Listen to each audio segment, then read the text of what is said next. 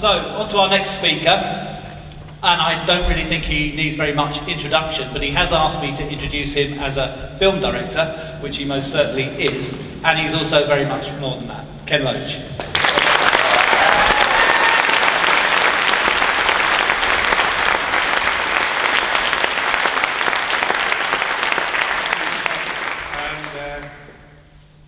It's a privilege to be here.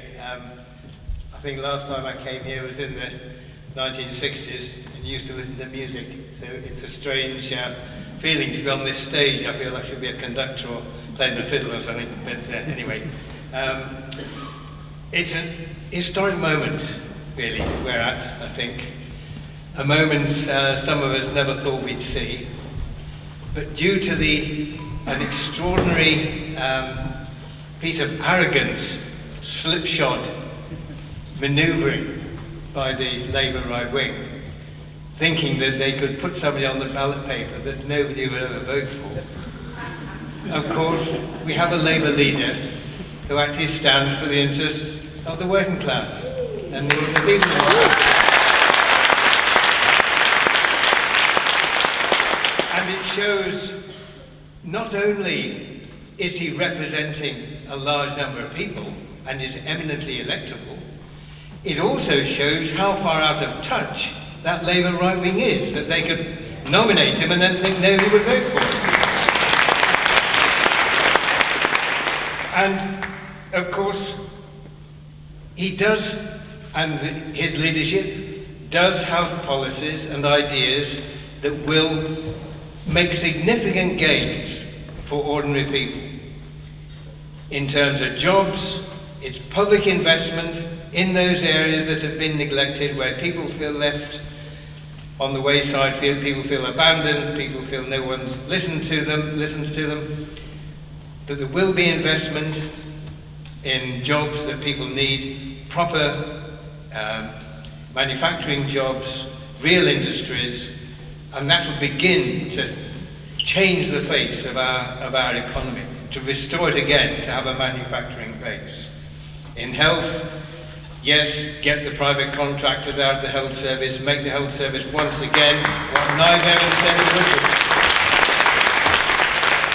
be. In homes, we've had a huge housing crisis. Again, public investment through local authorities, building homes, the homes that people need to live in, and really make inroads into the housing crisis. In London, where I live to work, I guess people will know there are huge tower blocks, luxury flats, £50 million if you've got that in your back pocket, not for people to live in, but for investment.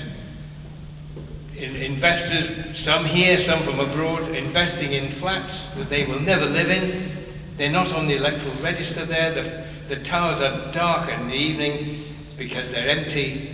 And that's where our building industry is, part of it, engaged in building luxury flats. When the people who need to live in London, need to live in the big cities, are chased out because the rents are too high. There's a policy to deal with that, and that's good.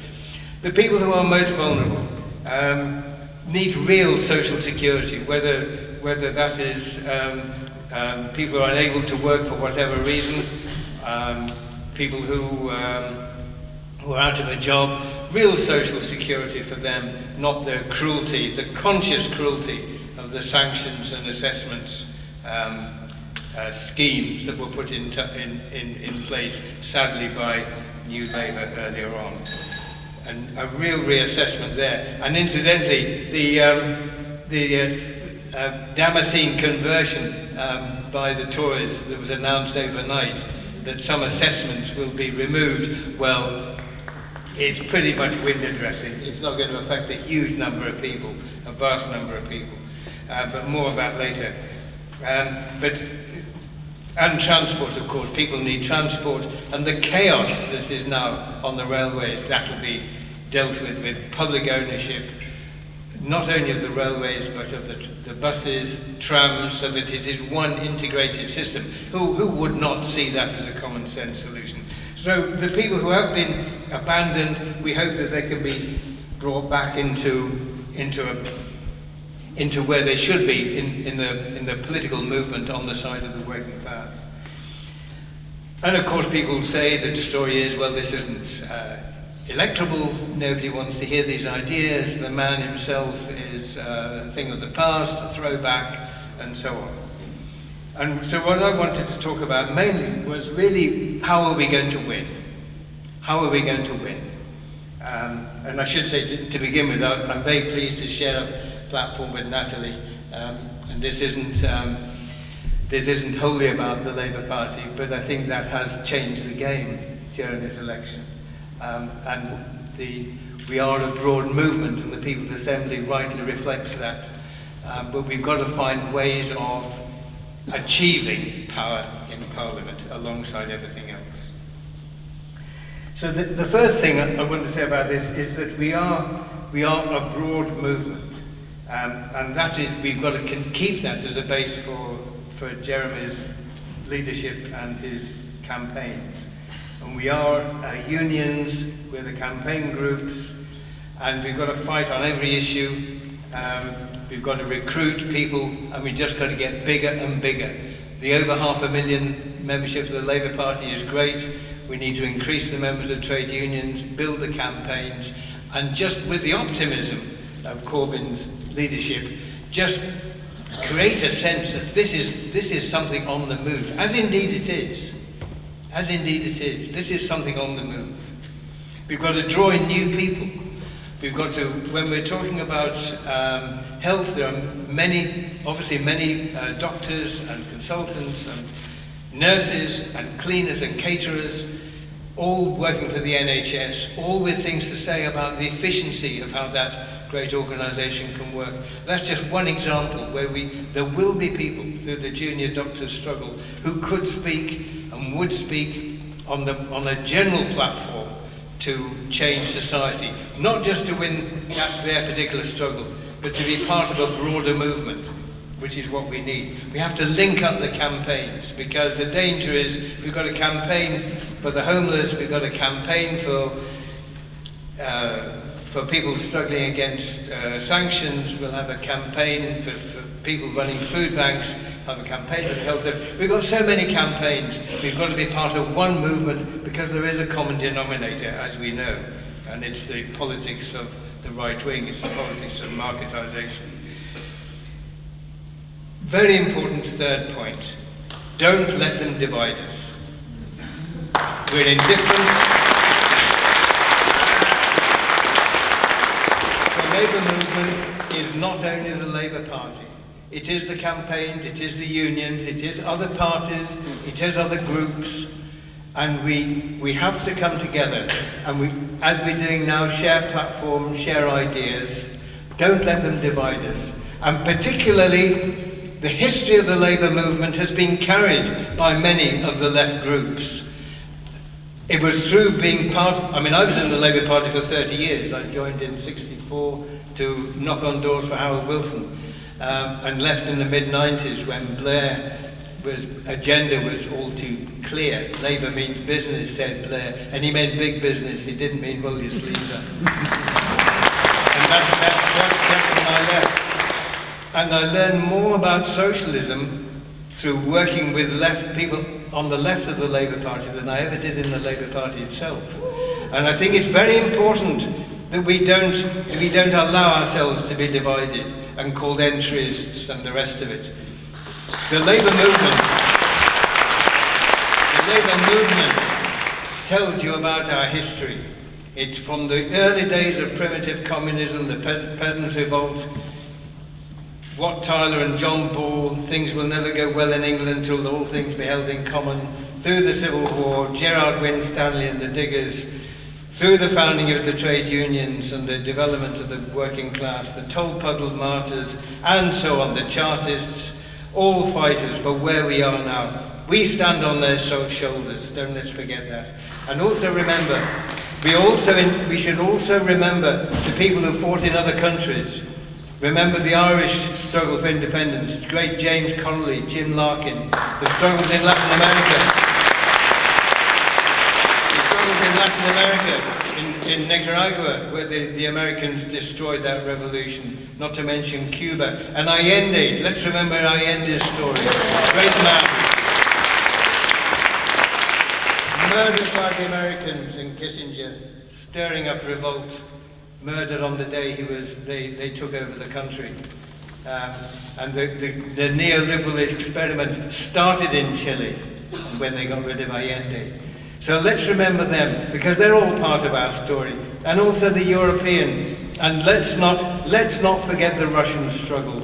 Let's remember those people who led that. Let's remember Lenin and Trotsky, because they have things to teach us, and they're part of our story as well.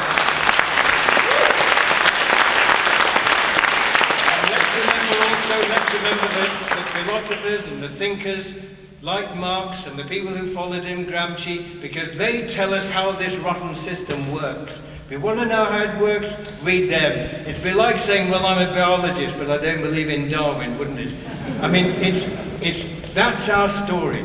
And that explains how this rotten system works.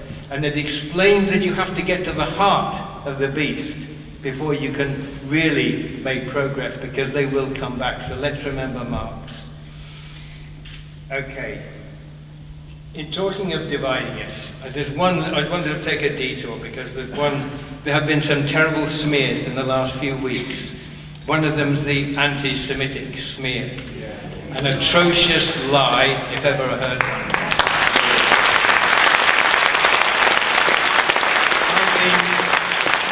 I've been going to Labour Party meetings for over 50 years, trade union meetings for the same length of time, left-wing meetings on all subjects.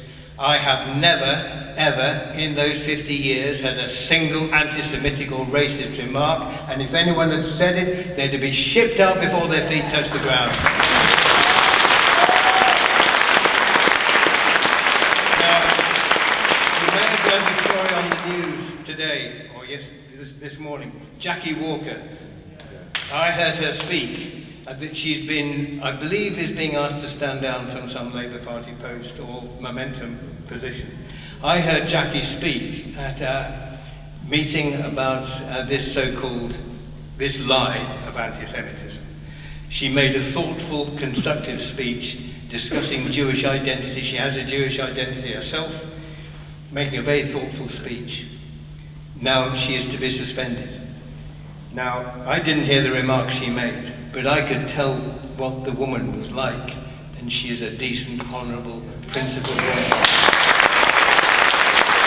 we know why the smears are made to inhibit criticism of Israel. That's why they're made. And I would ask those people who would want to suspend her to look at the websites of the Jewish Socialist Group, Jews for Justice for Palestine, Free Speech on Israel. They stand, Jewish people standing with Jackie Walker, and it would be a shocking retreat if Jackie Walker were to be disciplined in any way. And in parenthesis, I don't know if anybody heard Obama's comments after the death of Shimon Peres this morning or last night. Obama compared Shimon Peres to Mandela. He obviously forgot that Mandela said, and I'm paraphrasing because I haven't got the words in front of me, Mandela said, that's the South Africans he's represented, we shall not be free until the Palestinians are free. Viva!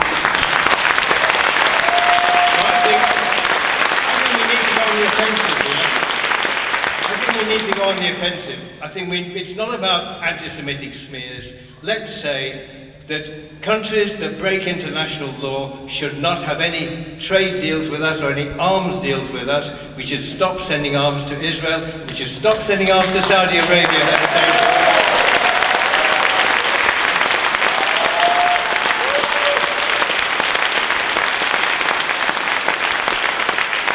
Another issue that we can't duck is the issue of party unity. Now, of course, there have been calls for party unity, that's Labour Party unity, at the conference, and I understand why they're made, because who is going to be seen walking away from party unity? Nobody. But people are not members of the Labour Party, and I'm not, can look at it from the outside and say, who are you kidding? Who are you kidding? When you've got people running the organisation who set out to rig the election by banning a third or a quarter of the membership, members in good faith, when you have people banned because they tweeted something in support of Natalie's party 3 or 4 years ago, who are you kidding? This is the party that welcomed Sean Woodward, the Tory, across the floor of the House of Commons, welcomed him as a Tory and gave him a Minister of Northern Ireland under Blair. Now, what double standard is that? This was an attempt to rig the election. Their incompetence failed, but that was their intent. And now they're still at it, rigging the NEC so that Jeremy Corbyn's group, the elected leader, will not have a majority. Now this, how do you work? How do you have unity with people who are determined to undermine the elected leader? How do you have unity? I mean, of course, there are constant attacks. People like Kinnock constantly saying he's unelectable, people saying they will refuse to support him. People like Tom Watson, Sadiq Khan making speeches, refusing to acknowledge, talking about unity, refusing to acknowledge Jeremy Corbyn's position. How can you unite? How can it be united? I'm a football fan. I don't know if you are, but I believe Alex Ferguson wrote a book on leadership. I can imagine that lot in Fergie's dressing room. They get the hairdryer treatment from Fergie. They'd be out the door, wouldn't they? They'd be out the door. And I think we should give Jeremy Alex Ferguson's book and a hairdryer and say good job.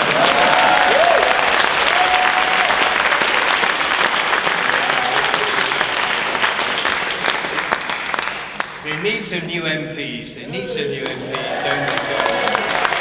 They need people who believe in the ideas that Jeremy Corbyn and John McDonnell are putting forward, because they're brilliant ideas. They'll change the lives of working class people. Why don't we have got a Labour Party that represents that, not the failures of the Blair Brown era?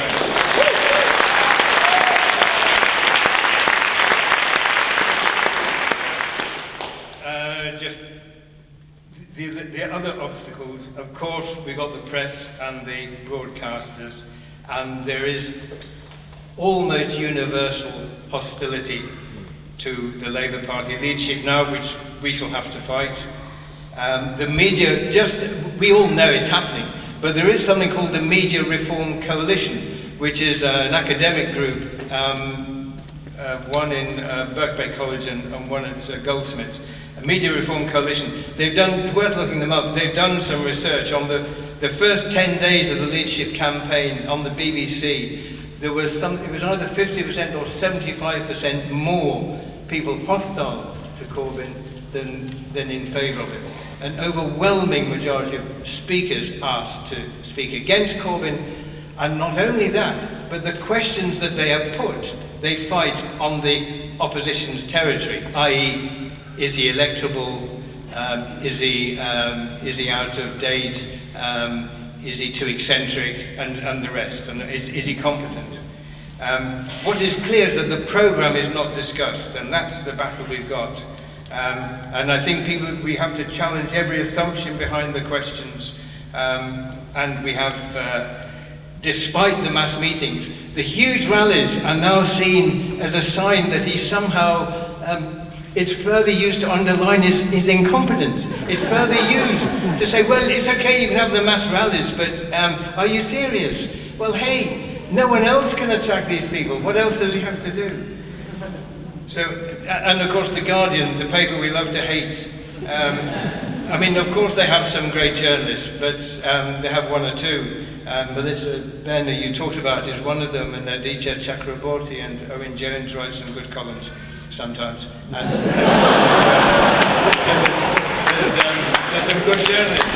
But yes, I mean, this is just to taunt us, really. I mean, it's just to make it worse. But this on the day after Jeremy's speech at conference, where he did his very best to outline the content of what a new Labour Party would be like.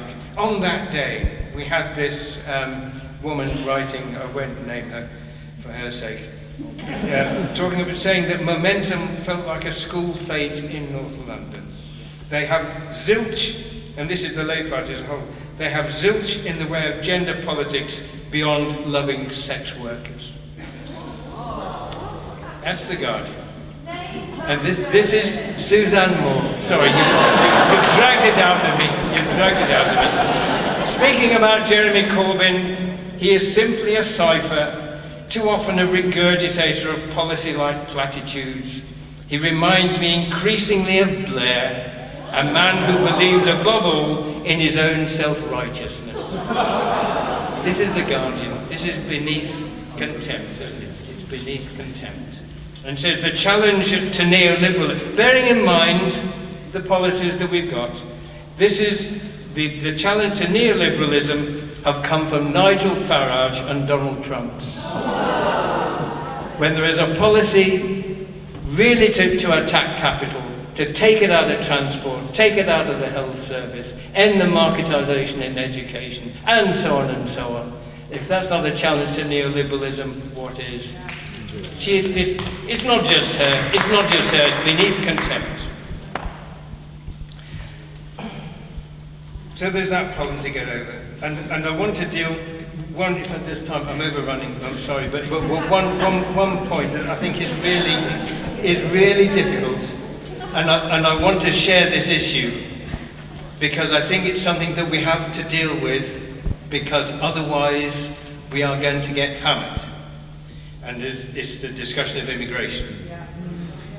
Because it's not only, well, it is partly an economic problem, and has been an economic problem, but there's also a cultural issue that people feel.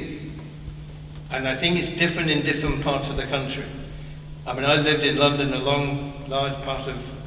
we have lived in London a large part of our lives. And London is a very open, tolerant city. It's a city built on immigration. And it's good, it's great in that respect. And very, very welcoming. I found it very welcoming. Or maybe people who are immigrants may not have felt that, but my perception is it's been very welcoming. But some years ago we did some research in East Anglia, and we were looking at agencies that were bringing in workers from Eastern Europe. And we went to a big industrial farm and met some workers from the Baltic, I think it was Latvia, women. They were brought over by an agency. They were living in a house, a converted house in dormitories. They were older women, actually in their 40s, 50s, 60s, grandmothers. They were obviously paid very little. I think they were actually paid the minimum wage, but then they had to pay for their travel from Latvia and back. They had to pay for their bus to work, to the fields. They had to pay for a uniform they put on, so they ended up paying much less than the living wage, the minimum wage, then in those days, the minimum wage. They went out once a week to the supermarket to buy stuff when they put on their best dress, because that was in time they left the house, because they had no transport and the house was in the middle of the country. The people in that small town were on the streets. When asked what they thought about the people picking in the fields, they were angry.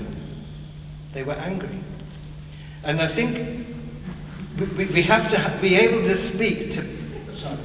Okay, stand up please. We have to be able to... Sorry, Sam. We have to be able to speak to these people. Can I say very quickly, the two principles that should guide us are the working class is international. If we didn't think it are, the big industrialists make us international because they'll exploit us wherever they can get the cheapest work. So that's one principle. The other principle is we have to manage with that, is that the free market in labour suits employers.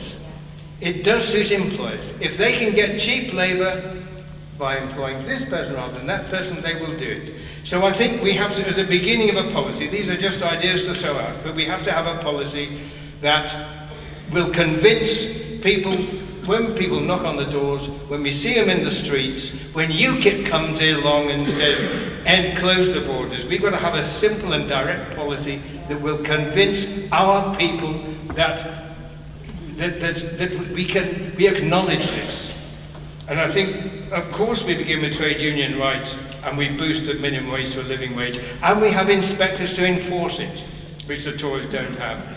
We've got to advertise all work on site and in the place where the work is, not just advertise it in some other country and then bring people in who can be exploited. We've got to end the gangmasters and the agencies' monopolies, so that no agency can just find the cheapest workforce that employer wants, because then people are vulnerable. So all those things, but we've got to deal with it. I can't stand here and tell you the answer, but we have to deal with it so that when UKIP and the Tory right come along, we can look people in the eye and convince them.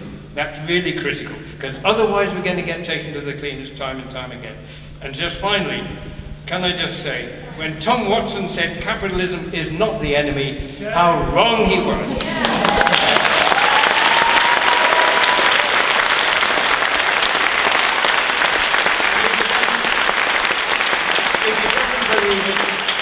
Then let him look at our history and let him read Marx, because he'll soon discover how wrong he was. Anyway, we can win.